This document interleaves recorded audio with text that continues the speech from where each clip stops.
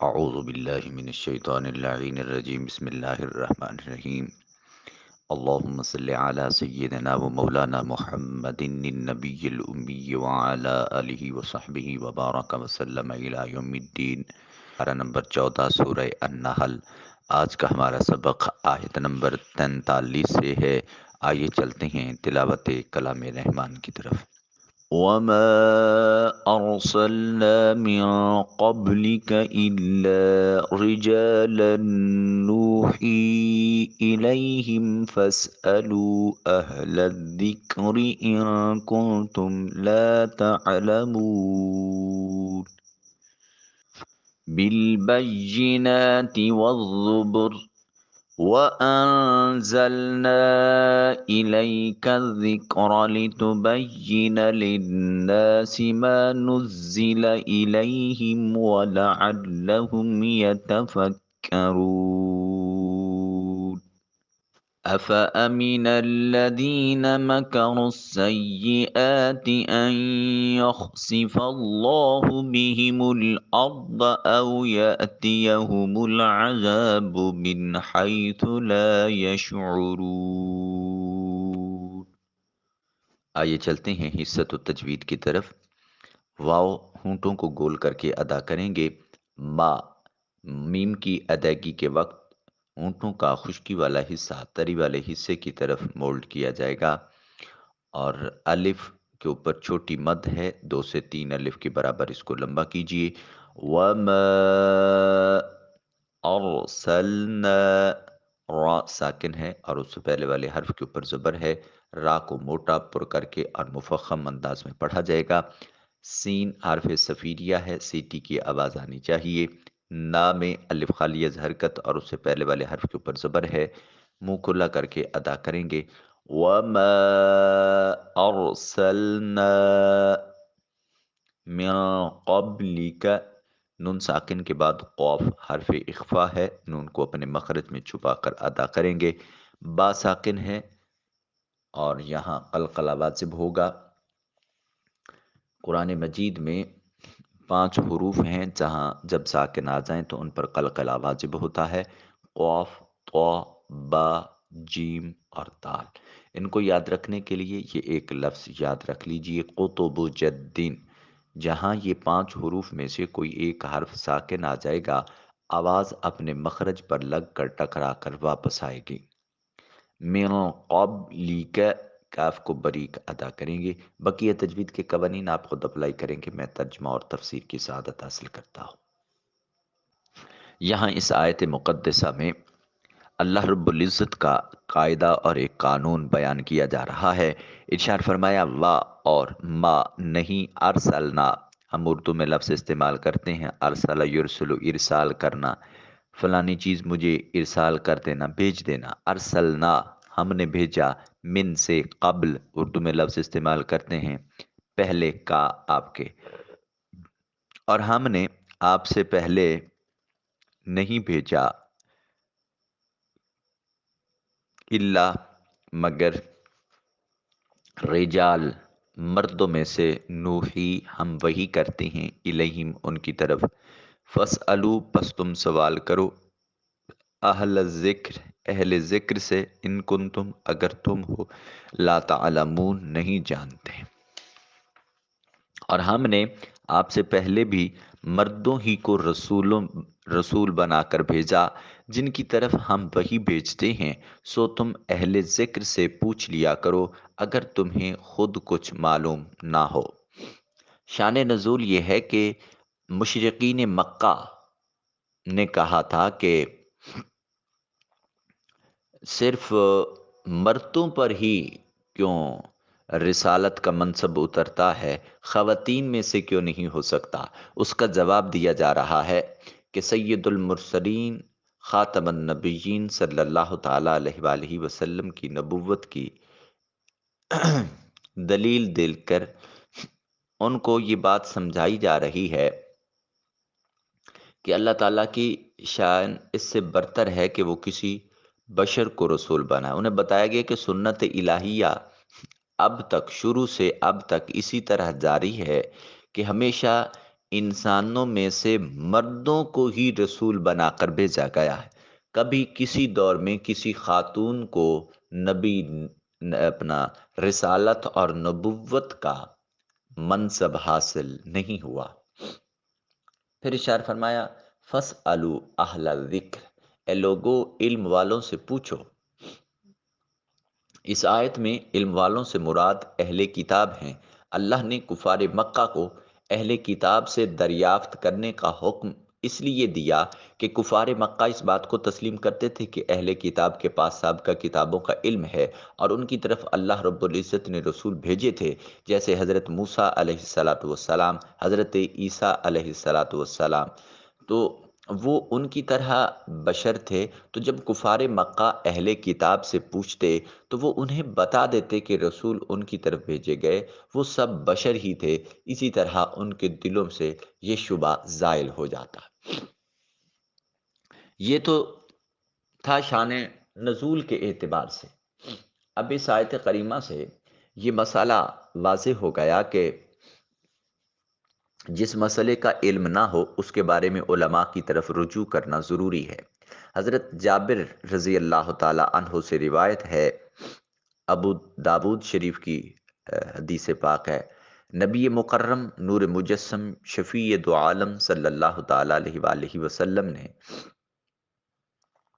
ایک شخص کی وفات کا سبب سن کر ارشاد فرمایا کہ جب رخصت کے بارے میں انہیں معلوم نہ تھا تو انہوں نے پوچھا کیوں نہیں، کیونکہ جہالت کی بیماری کی شفا دریافت کرنا ہے۔ یعنی جس کو جہالت کی بیماری ہو، اس بیماری کی شفا یہ ہے کہ کسی سے کوئی بات پوچھ لی جائے، دریافت کر لی جائے، معلوم کر لیا جائے، جو مسئلہ نہیں آتا دوسروں سے پوچھ لیا جائے۔ حضرت جابر رضی اللہ تعالیٰ عنہ سے روایت ہے، ایک اور حدیث پاک میں نبی پاک صلی اللہ علیہ وسلم نے ارشاد فرمایا، عالم کے لیے مناسب نہیں کہ وہ اپنے علم پر خاموش رہے، اور جاہل کے لیے مناسب نہیں کہ وہ اپنی جہالت پر خاموش رہے۔ کیوں؟ اس لیے کہ اللہ رب العزت نے ارشاد فرمایا فَاسْأَلُوا أَهْلَ الذِّكْرِ إِن كُنتُمْ لَا تَعْلَمُونَ، یعنی اے لوگو اگر تم نہیں جانتے تو علم والوں سے پوچھو۔ لہٰذا مومن کو دیکھ لینا چاہیے کہ اس کا عمل ہدایت کے مطابق ہے یا اس کے خلاف ہے۔ اب یہاں ایک اور بحث بھی کی جا سکتی ہے، وہ یہ کہ یہ آیت کریمہ تقلید کے جواز بلکہ حکم پر بھی دلالت کرتی ہے۔ جس طرح حضرت امام جلال الدین سیوطی رحمۃ اللہ تعالی علیہ، انہوں نے اپنی کتاب اگر میرا حافظہ درست ہے تو الاکلیل ان کی کتاب ہے، ارشاد فرماتے ہیں کہ اس آیت سے علماء نے فروعی مسائل میں عام آدمی کے لیے تقلید کے جواز پر استدلال کیا ہے۔ پھر کہتے ہیں بلکہ آیت فَاسْأَلُوا أَهْلَ الذِّكْرِ تقلید واجب ہونے کی واضح دلیل ہے۔ بعض لوگ کہتے ہیں کہ اس آیت میں اہل الذکر سے مسلمان علماء نہیں بلکہ اہل کتاب کے علماء مراد ہیں، لہٰذا اس آیت کا تقلید کی بحث سے تعلق نہیں۔ ان کا یہ کہنا نری جہالت ہے، کیونکہ یہ اس قانون کے خلاف ہے کہ اعتبار لفظ کے عموم کا ہوتا ہے نہ کہ مخصوص سبب کا۔ یعنی امام جلال الدین سیوطی رحمۃ اللہ علیہ ان کے نزدیک اس آیت کریمہ میں تقلید واجب ہونے کی واضح دلیل ہے، اور جو اس کو نہیں مانتے اس کا وہ علمی بحث سے رد کر رہے ہیں کہ یہاں لفظ عموم پر دلالت کر رہے ہیں، خاص لوگوں کے لیے یہ حکم خاص نہیں ہے۔ اب آپ سوچ رہے ہوں گے یہ تقلید کیا ہے؟ تقلید کے شرعی معنی یہ ہیں کہ کسی کے قول اور فعل کو یہ سمجھ کر اپنے اوپر لازم شرعی جاننا کہ اس کا کلام اور اس کا کام ہمارے لیے حجت ہے، یعنی دلیل ہے، کیونکہ یہ شرعی محقق ہے۔ اب تقلید کے بارے میں چند ایک مسائل عرض کر دیتا ہوں۔ عقائد اور سری اسلامی احکام میں کسی کی تقلید جائز نہیں ہے۔ جو سری اسلامی احکام قرآن و حدیث میں واضح ہیں وہ قرآن و حدیث پر ہی عمل کیا جائے گا۔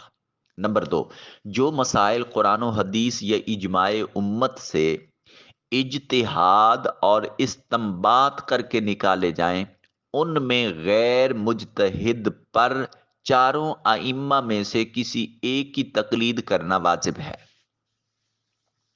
نمبر تین، اعلیٰ حضرت رحمت اللہ تعالی علیہ فرماتے ہیں کہ مذاہب اربعہ اہل سنت سب رشد و ہدایت ہیں، جو ان میں سے جس کی پیروی کرے گا وہ عمر بھر اسی کا پیروکار رہے گا، کبھی کسی مسئلے میں اس کے خلاف نہ چلے، وہ ضرور صراط مستقیم پر ہے، اس پر شرعاً کوئی الزام نہیں۔ ان میں سے ہر مذہب انسان کے لیے نجات دہندہ ہے۔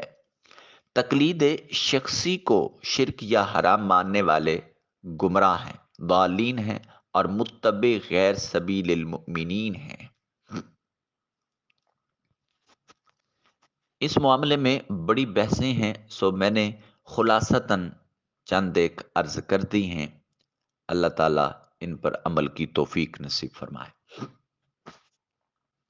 اگلی آیت مقدسہ اللہ پاک ارشاد فرماتے ہیں بالبینات، روشن اور واضح دلائل، والزبر اور کتابوں کے ساتھ، وانزلنا اور ہم نے اتارا الیک ذکر آپ کی طرف ذکر کو، قرآن مجید کو، لتبینا تاکہ آپ بیان فرما دیں، للناس لوگوں کے لیے، ما نزل جو اتارا گیا، الیہم ان کی طرف، ولعلہم اور شاید کہ وہ یتفکرون اس میں غور و فکر کریں۔ انہیں بھی واضح دلائل اور کتابوں کے ساتھ بھیجا تھا، اور اے نبی مکرم نور مجسم شفیع دو عالم صلی اللہ تعالی علیہ وسلم، ہم نے آپ کی طرف ذکر عظیم یعنی قرآن حکیم نازل فرمایا ہے تاکہ آپ لوگوں کے لیے وہ پیغام اور احکام خوب واضح کر دیں جو ان کی طرف اتارے گئے ہیں تاکہ وہ غور و فکر کریں۔ آیت کریمہ کا مقصد یہ ہے کہ اے حبیب مکرم صلی اللہ علیہ وسلم، ہم نے آپ کی طرف یہ قرآن اس لیے نازل فرمایا ہے تاکہ آپ اس کتاب میں موجود احکام، وعدہ اور وعید اپنے اقوال اور افعال کے ذریعے لوگوں سے بیان کر دیں۔ ابو عبداللہ محمد بن احمد قرطبی رحمۃ اللہ تعالی علیہ اپنی تفسیر الجامع لاحکام القرآن اس کی ابتدا میں فرماتے ہیں کہ اللہ رب العزت نے اپنی کتاب میں موجود مجمل چیزوں کو بیان کرنے، مشکل کی تفسیر کرنے اور کئی احتمال رکھنے والی چیزوں کی تحقیق کا منصب اپنے حبیب مکرم صلی اللہ علیہ وسلم کو عطا فرمایا تاکہ رسالت کی تبلیغ کے ساتھ آپ کی یہ خصوصیت بھی ظاہر ہو جائے، اور سید المرسلین صلی اللہ علیہ وسلم کے بعد قرآن پاک کے معانی کو اخذ کرنے اور قرآن پاک کے اصول کی طرف اشارہ کرنے کی خدمت علماء کے سپرد فرمائی تاکہ وہ قرآن پاک کے الفاظ میں غور و فکر کر کے ان کی مراد جان جائیں۔ یوں علماء دیگر امتیوں سے ممتاز ہو گئے اور اجتہاد کا ثواب ملنے کی خصوصیت بھی انہی حاصل ہوئی۔ خلاصہ یہ ہے کہ قرآن پاک اصل ہے اور حدیث پاک اس کا بیان ہے اور علماء کا استنباط اس کی وضاحت ہے۔ اس آیت کریمہ سے معلوم ہوا کہ قرآن پاک کی طرح حدیث پاک بھی قابل اعتبار ہے، قابل قبول ہے، لائق عمل ہے، کیونکہ اس آیت میں اللہ نے اپنے حبیب صلی اللہ علیہ وسلم کو قرآن پاک میں موجود احکام وغیرہ کو اپنے اقوال افعال کے ذریعے لوگوں سے بیان کرنے کا منصب عطا کیا ہے، اور حدیث نبی صلی اللہ علیہ وسلم کے اقوال افعال ہی کا تو نام ہے، اور اس کے علاوہ آیات بھی حدیث پاک کی حجت ہونے پر دلالت کرتی ہیں۔ چنانچہ ارشاد باری تعالیٰ ہے هو الذی بعث فی الامیین رسولا منہم یتلو علیہم آیاتہ، آخر آیت تک۔ وہی ہے جس نے ان پڑھوں میں انہی میں سے ایک رسول بھیجا جو ان کے سامنے اللہ کی آیتیں تلاوت فرماتا ہے اور انہیں پاک کرتا ہے اور انہیں کتاب اور حکمت کا علم عطا فرماتا ہے، بے شک وہ اس سے پہلے ضرور کھلی گمراہی میں تھی۔ اس آیت کے علاوہ بکثرت آیات ایسی ہیں جن میں اللہ رب العزت نے یہ حکم دیا ہے کہ اے حبیب مکرم صلی اللہ علیہ وسلم، آپ کا فرمان اقدس مانا جائے۔ ارشاد فرمایا وما ارسلنا من رسول الا لیطاع باذن اللہ، اور ہم نے کوئی رسول نہ بھیجا مگر اس لیے کہ اللہ کے حکم سے اس کی اطاعت کی جائے۔ پھر ایک اور جگہ ارشاد فرمایا وما آتاکم الرسول فخذوہ وما نہاکم عنہ فانتہوا واتقوا اللہ ان اللہ شدید العقاب، اور رسول جو کچھ تمہیں دیں وہ عطا کریں، وہ لے لیں، اور جس سے وہ منع کریں اس سے باز رہیں اور اللہ سے ڈریں، بے شک اللہ سخت عذاب دینے والا ہے۔ عقلی طور پر بھی دیکھا جائے تو حدیث پاک کو حجت ماننے بغیر چارہ نہیں ہے۔ قرآن پاک میں اسلام کے بنیادی احکام مثلا نماز، روزہ، حج اور زکوٰۃ کا اجمالی ذکر ہے۔ اس پر عمل اسی صورت میں ممکن ہے جب حدیث پاک پر عمل کیا جائے۔ دیکھیے قرآن مجید میں نماز کا حکم ہے، مگر الحمد سے والناس تک آپ سارا قرآن مجید تلاوت فرمائیں، مگر کہیں آپ کو نماز پڑھنے کا عملی طریقہ وہ نہیں دکھائی دے گا۔ لہٰذا اس کے لیے آپ کو رجوع تاجدار کائنات صلی اللہ علیہ وسلم کی سنت اور سیرت کی طرف کرنا ہوگا۔ لہٰذا حضور کی اسی طرح باقی احکام بھی ہے، اس لیے حضور نبی اکرم صلی اللہ علیہ وسلم کا فرمان ذیشان وہی قرآن مجید کا بیان، تفسیر، صراحت اور وضاحت ہے۔ اس لیے یہ جملہ بولنا کہ ہمیں صرف قرآن کافی ہے، یہ جملہ بھی درست نہیں ہے، اس لیے کہ پیغمبر صلی اللہ تعالی علیہ وسلم کی سنت اور حضور کی سیرت، آپ کا فرمان ذیشان وہی قرآن مجید فرقان حمید کی وضاحت، صراحت اور تصریح ہے۔ پھر ارشاد فرمایا وَلَعَلَّهُمْ يَتَفَكَّرُونَ، یعنی قرآن حکیم نادل کرنے کا مقصد یہ ہے کہ لوگ اس کی آیتوں میں تفکر کریں، غور و فکر کریں، اس میں موجود حقائق اور عبرت انگیز چیزوں پر مطلع ہوں اور ان کاموں سے بچیں جن کی وجہ سے سابقہ امتیں عذاب میں مبتلا ہوئیں، وہ احکام بجا لائیں جو اللہ کی قربت کا سبب بنتے ہیں۔ اس آیت کریمہ کے اس جملے سے واضح ہو گیا کہ قرآن کریم میں غور و فکر کرنا اعلیٰ ترین درجے کی عبادت ہے، لہٰذا قاری سے عالم با عمل افضل ہے۔ ہر مسلمان کو چاہیے کہ وہ قرآن مجید کو سمجھ کر اور اس میں بیان کیے گئے احکام، عبرت انگیز واقعات، موت کے وقت کی آفات، گناہ گاروں اور کافروں پر ہونے والے جہنم کے عذابات، نیک مسلمانوں کو ملنے والے جنت کے انعامات وغیرہ میں غور و فکر کرے، ان کی تلاوت کرے تاکہ اسے قرآن کریم کی برکتیں اچھی طرح سے حاصل ہوں، اور اس کے دل پر اگر گناہوں کی سیاہی غالب آ چکی ہے تو وہ صاف ہو جائے۔ حضرت عبداللہ بن عمر رضی اللہ تعالیٰ عنہما راوی ہیں، رسول اللہ صلی اللہ علیہ وسلم نے ارشاد فرمایا ان دلوں میں زنگ لگ جاتا ہے۔ عرض کیا یا رسول اللہ، کبھی دلوں کا زنگ اتر بھی سکتا ہے؟ فرمایا ہاں، دلوں کو زنگ لگ جاتا ہے جس طرح لوہے میں پانی لگنے سے زنگ لگتا ہے۔ عرض کی یا رسول اللہ، پھر فرمایا اس کی جلا یعنی صفائی کسی چیز سے حاصل ہوگی؟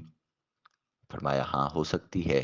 عرض کیا کیسے؟ فرمایا کثرت سے موت کو یاد کرنے اور تلاوت قرآن سے۔ حضرت ابراہیم خواص رحمت اللہ تعالی علیہ فرماتے ہیں کہ دل کی دوا 5 چیزیں ہیں۔ دل کی دوا 5 چیزیں ہیں، کون سی؟ اشار فرمایا نمبر 1 غور و فکر کرتے ہوئے قرآن مجید کی تلاوت کرنا، نمبر 2 بھوکا رہنا، نمبر 3 رات میں نوافل ادا کرنا، نمبر 4 سحری کے وقت اللہ کی بارگاہ میں گری و زاری کرنا، آنسو بہانا، نمبر 5 نیک لوگوں کی صحبت اختیار کرنا۔ یہ 5 چیزیں دل کی تمام تر برائیاں، تمام تر سیائیاں اور دل کی تمام تر معاملات جو ہیں ان ساروں کے لیے حل ان 5 چیزوں میں موجود ہے۔ آج کے سبق کی آخری آیت مقدسہ اللہ رب العزت نے ارشاد فرمایا افا امین افا امین الذین، کیا وہ بے خوف ہو گئے، الذین جو لوگ مکر السیئات جنہوں نے مکر و فریب کرنے والے لوگ، ان یخسف اللہ کہ اللہ رب العزت ان کو دنسا دے، بہم الارض زمین میں، او یاتیہم العذاب یا پھر ان پر عذاب لے آئے، من حیث ایسی جگہ سے، لا یشعرون جہاں ان کو خیال بھی نہ ہو۔ کیا وہ برے مکر و فریب کرنے والے لوگ اس بات سے بے خوف ہو گئے کہ اللہ انہیں زمین میں دنسا دے یا کسی ایسی جگہ سے ان پر عذاب بھیج دے جس کا انہیں کوئی خیال نہ ہو؟ اس آیت میں اور اس کے بعد والی دو آیات میں اللہ رب العزت نے کفار مکہ کو چار طرح کے عذابوں سے ڈرایا ہے۔ نمبر ایک، زمین میں دنسا دیا جانا۔ نمبر دو، آسمان سے عذاب نازل کر دینا۔ نمبر تین، ایسی آفت جو یک بارگی اس طرح آئیں کہ ان کی علامات اور دلائل بھی ان کو معلوم نہ ہو۔ نمبر چار، ایسی آفات جو تھوڑی تھوڑی کر کے آئیں یہاں تک کہ ان کا آخری فرد بھی ہلاک ہو جائے۔ اس آیت کا خلاصہ یہ ہے کہ کفار مکہ نبی مکرم صلی اللہ علیہ وسلم اور آپ کے صحابہ کے خلاف سازشیں کرتے ہیں، انہیں ایذائیں پہنچانے کی کوششوں میں لگے رہتے ہیں، چھپ چھپ کر فساد پھیلانے کی تدبیریں کرتے ہیں۔ کیا وہ اس بات سے بے خوف ہو گئے ہیں کہ اللہ انہیں زمین میں دنسا دے جیسے قارون کو دنسا دیا تھا، یا ان پر آسمان سے اچانک عذاب نازل فرما دے جیسے قوم لوط پر ہوا تھا؟ بات مفسرین نے کہا من حیث لا یشعرون، جہاں سے انہیں خبر بھی نہ ہو۔ اس سے بدر کا دن مراد ہے، کیونکہ کفار کے بڑے بڑے سردار اس دن ہلاک کر دیے گئے اور ان کا یہ حال تھا کہ وہ اپنی ہلاکت کا گمان بھی نہیں رکھتے تھے۔ لہٰذا اللہ رب العزت تاجدار کائنات صلی اللہ تعالیٰ علیہ وآلہ وسلم کی نالین کے توسل و تصدق سے تدبر فی القرآن کی دولت عطا فرمائے، اور اس کے حضور ہر وقت کوشش یہ ہونی چاہیے کہ اس کے کلام کو میں عبرت کے حصول کے لیے غور و فکر سے کام لیا جائے۔ اللہ رب العزت میری اور آپ کی حاضری اپنی بارگاہ میں قبول فرمائے۔ عمدن سہمن کوئی خطا غلطی ہوئی اللہ کریم معافی نصیب فرمائے۔ والسلام علیکم ورحمۃ اللہ وبرکاتہ۔